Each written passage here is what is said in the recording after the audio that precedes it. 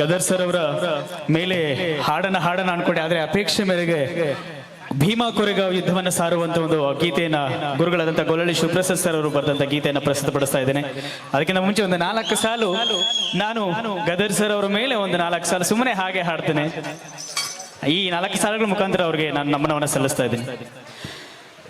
అయ్యా ఓ తెలంగాణ రాష్ట్ర సాంస్కృతిక రాయభారమా,